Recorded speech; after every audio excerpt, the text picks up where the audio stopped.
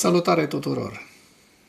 Nici nu știu cu ce să încep astăzi materialul, pentru că sunt atâtea lucruri care s-au întâmplat în weekend. Ucrainenii au continuat să vizeze industria de petrol rusească, atât din Marea Baltică, cât și din alte locuri.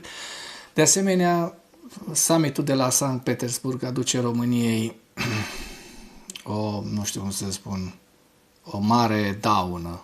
Pentru că ceea ce a făcut Șoșoacă acolo este o mare, mare daună adusă României. Eu nu mă aștept acum cineva să o chestioneze pe Șoșoacă pentru ceea ce a făcut când se va întoarce în România. Pentru că, așa cum știm, am și văzut, sistemul românesc de intelligence este unul precar. Din păcate, se demonstrează și faptul că acest sistem de inteligență nu reușește să pună niciun plan pe masă, nici cei din armată, nici cei din inteligență nu reușesc să oprească nici dronele aeriene. Acum am văzut dronele maritime, putea să explodeze o dronă, acea dronă care s-a oprit prin plase, pe acolo, prin plasele alea de protecție, putea să explodeze în depozitul de azotat de amoniu, care are aproximativ 1000 de tone, cu niște consecințe foarte, foarte mari, foarte grave.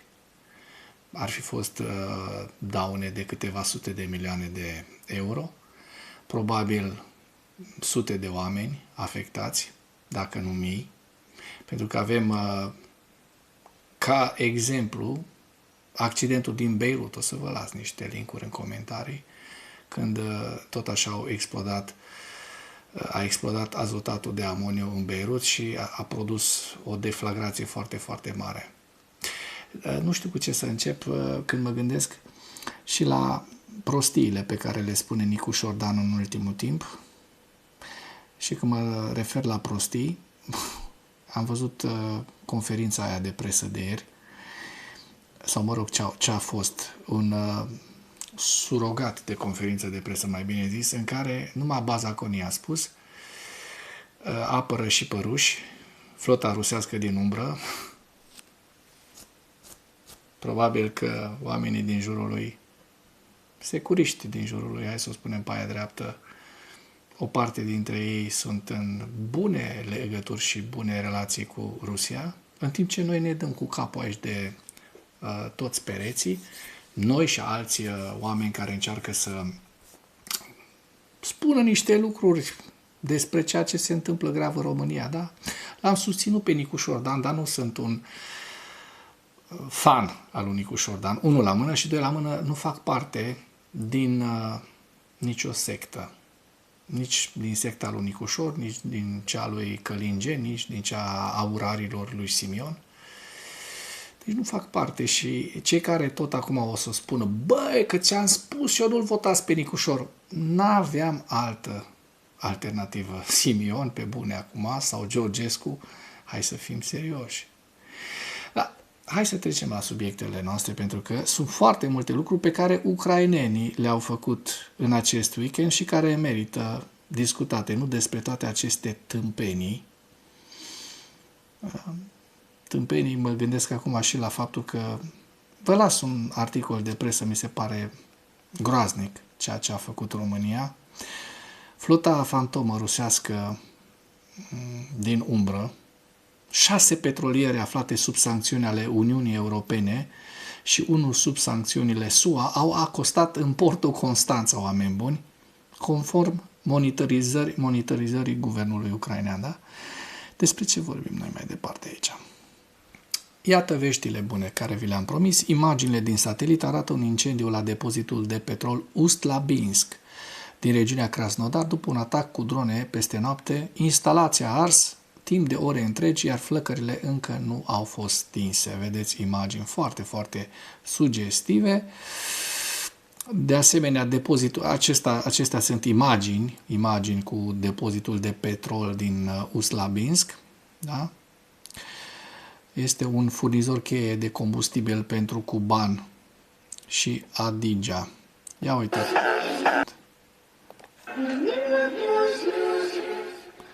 Frumos mai arde, nu? Așa ar trebui să ardă toate depozitele rusești de petrol. Până când Rusia se va opri din ceea ce face în mod criminal în ultimii 4 ani și aproape 4 luni de când a început invazia la scară largă împotriva Ucrainei. Așa să le ajute Dumnezeu precum fac, nu?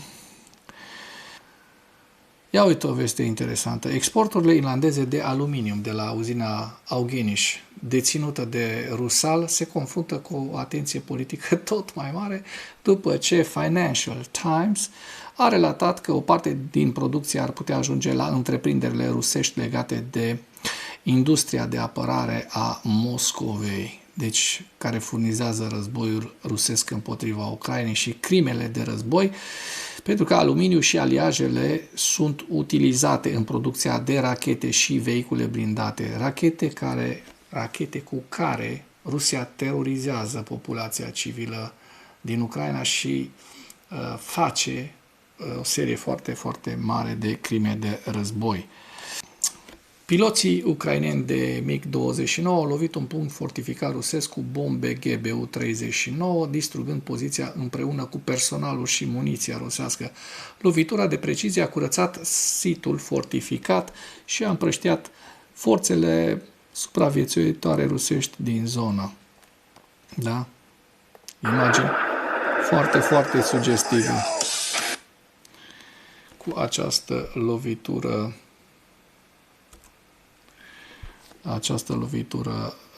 ucraineană asupra pozițiilor rusești.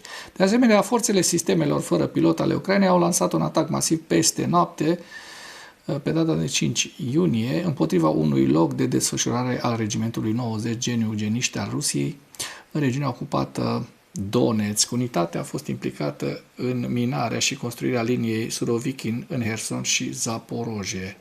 Da? Trecem mai departe. Avem vești foarte interesante, așa cum vă spuneam. Ucraina și-a extins rețeaua logistică antidrone la 822 de kilometri de rute protejate, adăugând peste 211 km în luna mai.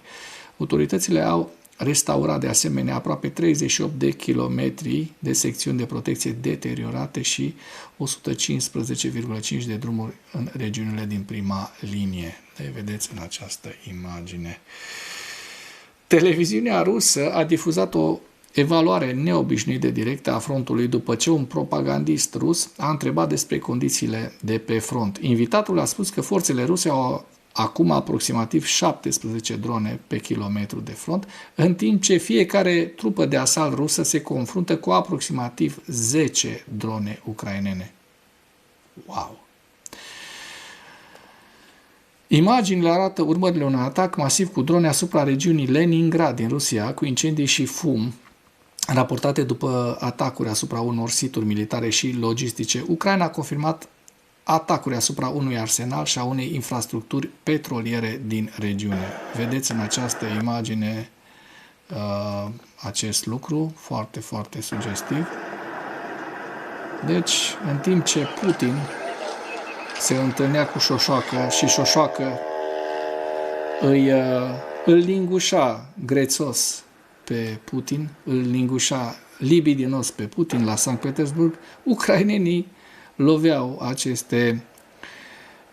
aceste puncte esențiale ale industriei energetice rusești, fără de care războiul din Ucraina nu ar fi posibil, oameni buni.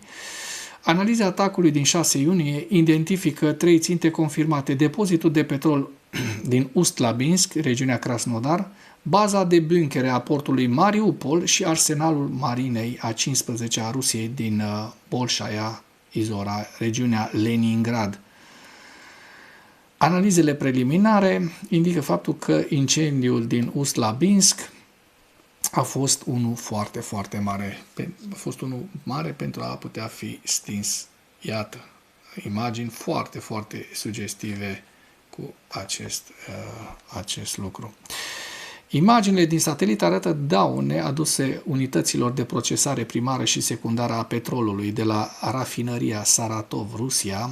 După atacul din 31 mai, unitatea tehnologică LOU AVT-6 Cu o capacitate de 6 milioane de tone pe an a fost lovită. Unitatea de filtrare a viscozității rafinăriei a fost de asemenea semnificativ avariată. Da? Se văd imaginile din satelit pentru cei care nu au încredere în ceea ce spunem noi aici. De asemenea, imagini din satelit arată 3 atacuri asupra unor ateliere de la uzina rusească Michurinsk Progress după un atac cu drone din data de 3 mai. Fabrica produce componente pentru rachetele KH-101, KH-59M2, KH-59M2A și pentru sistemele Panzer S-1.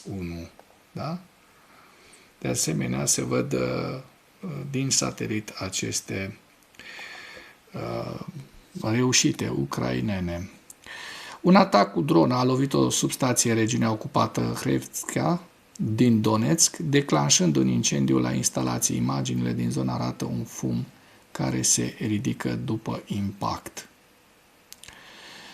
2 incendii separate sunt în desfășurare în portul Mariupol, ocupat temporar de către ruși, după atacurile cu dronă ucrainene. Da?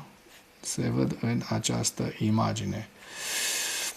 De asemenea, Regimentul 3, Operațiuni Speciale al Ucrainei, a declarat că a stabilit controlul aerian asupra unei părți a coridorului terestru folosit de către Rusia pentru a ajunge în Crimea ocupată temporar.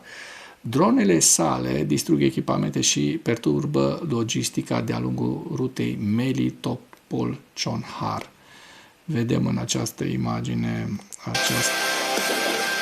aceste drone ucrainene care vizează obiectivele rusești, convoaiele rusești care aprovizionează prima linie a frontului și care furnizează războiul din Ucraina.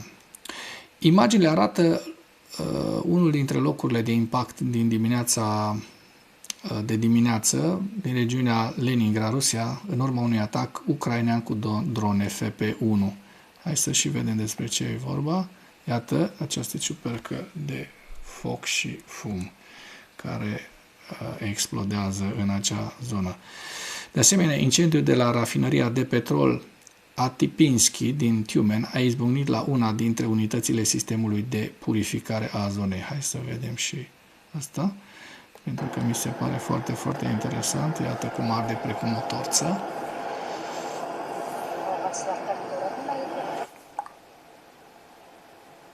Sunt imagini realizate de către localnici, de către ruși, nu de către ucraineni sau de către globaliști, cum cred unii oameni. Dacă apreciați munca de pe Animatura și doriți să ajutați acest canal, nu ezitați să distribuiți, să comentați și, bineînțeles, să vă abonați la canalul Animatura. Mulțumesc mult! Iată, incendiul a izbucnit probabil după atacurile ucrainene cu drone la rafinăria de petrol Atipinski din Tiumen. Da? Una dintre cele mai mari rafinării private, are o capacitate de peste 9 milioane de tone de petrol pe an, produce benzină, motorină și alte derivate.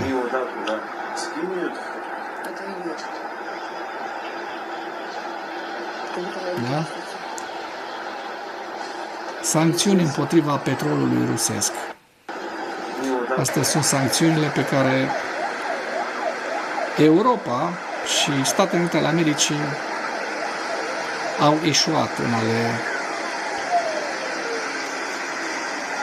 le face și, iată, ucrainenii reușesc să producă cele mai mari sancțiuni asupra petrolului rusesc. Da? Se văd din diferite unghiuri, din diferite locuri ale localității, ale orașului Atipinski. Bun. Așa arată trădarea de țară, oameni buni. În numele cui vorbește această hazaică bolșevică și se dă drept reprezentanta poporului român? My name is Diana Jovanovic Șoșoacă and I'm a member of European Parliament and I'm from Romania. Unfortunately. And I think I'm the only Romanian here. Are o engleză precară, extrem de precară, pentru cei care cunosc limba engleză. I would like to tell you that Romanian people do not hate you. Romanian people want peace with Russia. We don't want that to help Ukrainian. We don't want to give them money and arms.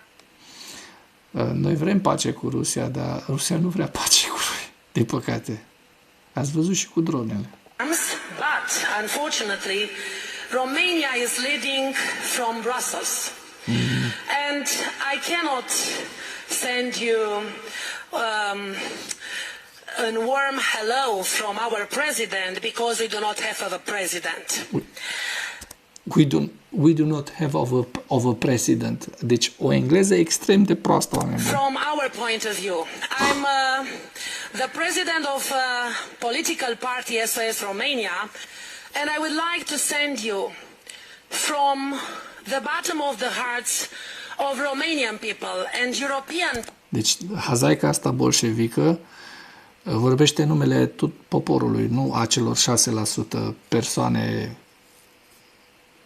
care au votat-o. Nu, mă evit să spun ce fel de persoane au votat-o pe Șoșoacă. Sunt persoane după chipul și asemănarea lui Șoșoacă. Astea sunt persoanele care au votat-o. Dar această hazaică bolșevică vorbește în numele întregului popor. Asta e un lucru foarte, foarte grav și ceea ce face, niște lucruri foarte grave. Sunt curios ce se va întâmpla cu Șoșoacă, adică nu sunt prea curios, mai bine spus. Am așa o curiozitate dacă o vor deranja autoritățile din România după această trădare de țară. Eu așa îi spun că este o trădare de țară, pentru că ea vorbește în numele întregului popor român acolo, ca se erigează în reprezentanta poporului român, care nu mai vrea să susțină Ucraina, care spune că România este condusă de la Bruxelles, nu este condusă din România, că nu avem președinte. Aici, cu președintele, nu prea avem un președinte cu...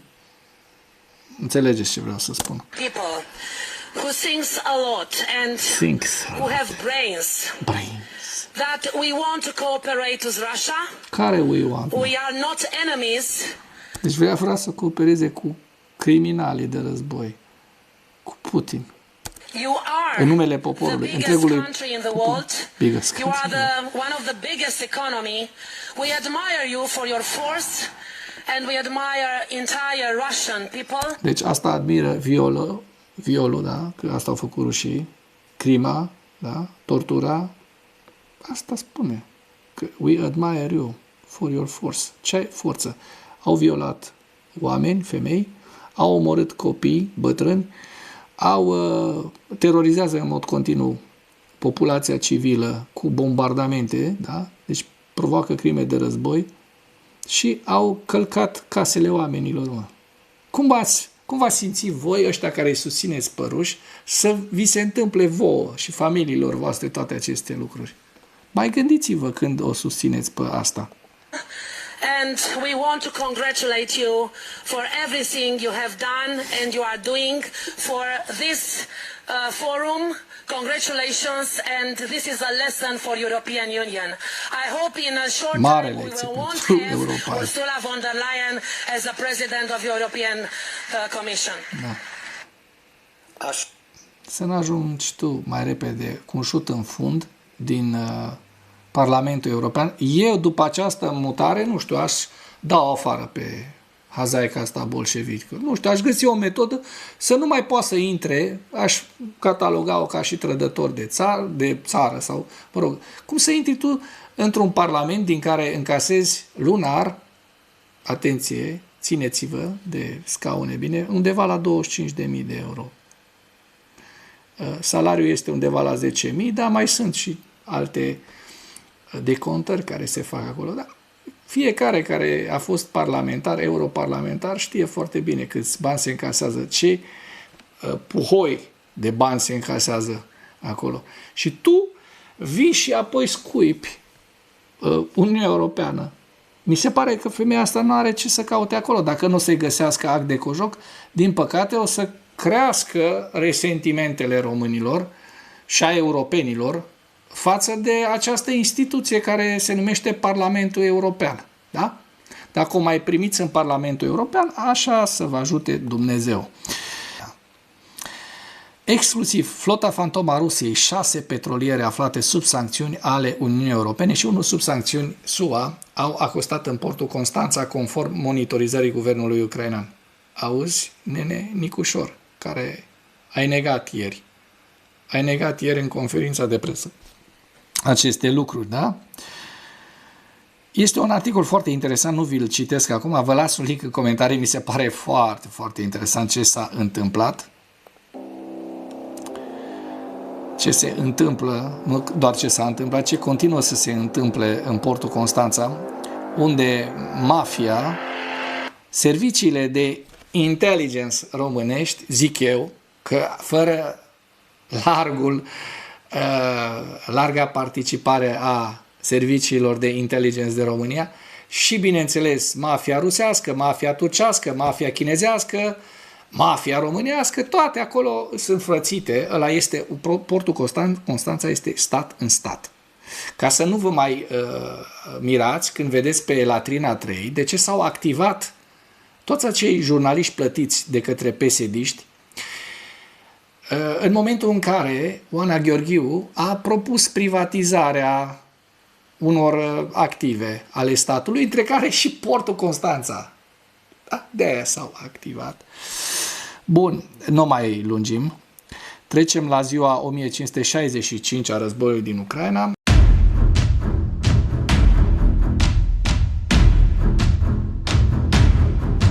Ucraina a lovit peste noapte podul Cionhar de pe coridorul terestru R280, Novorosia, care intră în Crimea ocupată prin punctul de control Zankoi, avariindu-l grav. Traficul prin Zankoi este închis, vehiculele fiind redirecționate către Armiansk și Perekop. Depozitul de petrol Semikolodezianska din Lenino, Crimea ocupată, a fost atacat peste noapte. Facilitatea deservește o importantă zonă logistică din estul Crimeei. În ultimele 24 de ore, rușii au pierdut 1350 de militari, 6 tancuri, 4 vehicule blindate de luptă, 82 de piese de artilerie, 7 lansatoare de rachete, 2 mijloace de apărare antiaeriană, de asemenea, ucrainenii reușind să distrugă 10 sisteme robotice terestre ruse și 2245 de drone rusești. Dăm un ochi și pe hărțile Deep State să vedem ce s-a întâmplat din data de 2 până în data de 5, când am avut noi acces la aceste hărți și observăm că în Herson fronturile sunt stabile. În Zaporojie, de asemenea, nu observăm modificări ale fronturilor. Mai la nord, înspre Dobropilea și Kostiantinivka, observăm că frontul este stabil, doar niște mutări de trupe înspre sudul Constantinivkei, dar fără schimbări de teritorii, fără modificări teritoriale.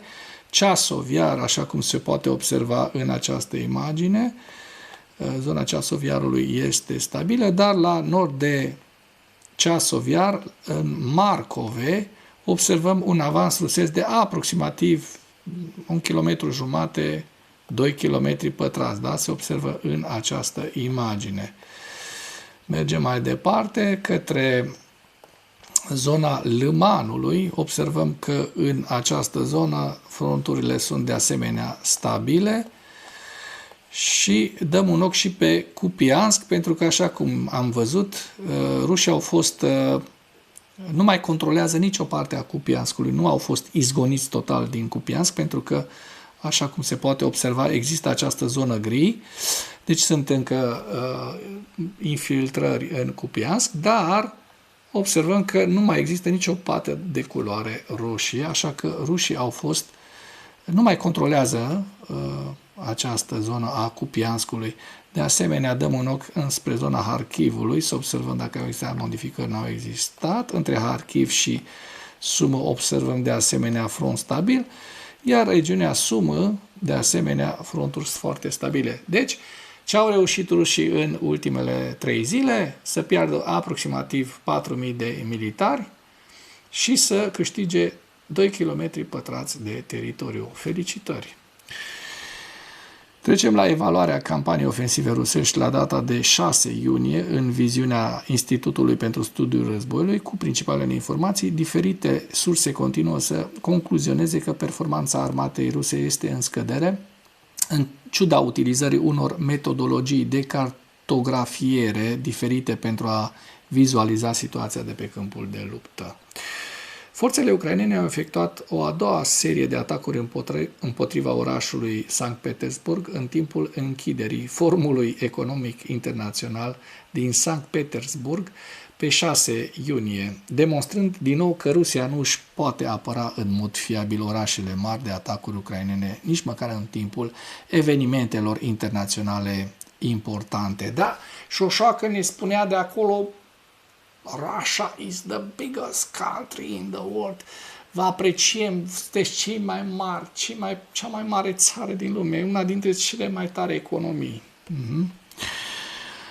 Atacurile ucrainene asupra orașului Sankt Petersburg subminează eforturile Kremlinului de a utiliza SPIF pentru a proiecta stabilitate în Rusia, atât pe plan intern cât și către publicul internațional.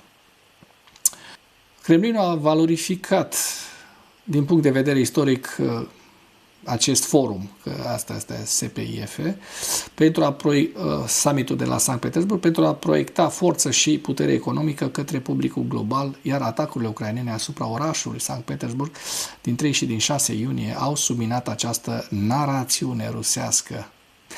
Sursa de media opoziției rusești, Meduza, a relatat pe 6 iunie că organizatorii forumului s-au concentrat pe asigurarea unor condiții normale pentru participanți, în special pentru oaspeții străini. Președintele Putin a făcut mai multe declarații exagerate despre performanța Rusiei pe câmpul de luptă și despre economie la forumul de la Sankt Petersburg, care au avut ca scop să creeze o imagine pozitivă, dar nu au recunoscut problemele continue ale Rusiei cu apărarea antiaeriană, provocările economice sau preocupările tot mai mari legate de câmpul de luptă. Atacurile ucrainene cu rază lungă de acțiune, așa, la peste 1000 de kilometri de granița internațională, continuă să demonstreze cum Ucraina aduce războiul Rusiei mai aproape de casa Rusiei, de casa lui Vladimir Putin. Penurile continue de benzină din Ucraina, ocupată temporar, mai ales din Crimea, creează cozi lungi pe podul Kerch și la benzinările din teritoriile rusești din apropiere. Deficitul de combustibil continuă să se răspândească și în Rusia și probabil se va agrava pe măsură ce cererea mare pe timpul verii va continua. Cum ar fi asta să rămână rușii fără petrol, fără combustibil, ei fiind cea mai mare benzinărie a lumii. Campania de atacuri la distanță medie a Ucrainei împotriva principalelor linii terestre de comunicații rusești din Ucraina, ocupată temporar, continuă să perturbe circulația vehiculelor. Oficialii Kremlinului continuă să respingă orice înțelegere negociată care nu abordează cauzele profunde fabricate de către ruși, bineînțeles, de către Kremlin, ale războiului din Ucraina. Da, forțele ucrainene au avansat în ciuda acestor lucruri, recent în direcția Kostiantinivka, iar forțele rusești au avansat în Slaviansk și Pokrovsk. Bun, trecem la hărțile Institutului pentru Studiul Războiului cu axa nordică, regiunea Sumă, nord-estul graniței ucrainene, da, cu Rusia, Vovchansk, Kharkiv, râul Oschil, Kupiansk, Borova, era să zic Leman, dar nu numai Borova este, Donetsk, centura de fortărețe ucrainene din Donbass, Slaviansk, Kostiantinivka, Druzhivka, orașul Kostiantinivka, Dobropilea, Pokrovsk, aglomerația Pokrov-Smârnograd, Zaporojie și Herson. Aceste două ultime zone sunt foarte, foarte protejate în ultimul timp și cu acest lucru închei materialul nostru de astăzi cu îndemnul: dacă ați găsit informații utile în acest videoclip, nu ezitați să-l distribuiți pentru a ajunge la cât mai multă lume. Mulțumesc mult!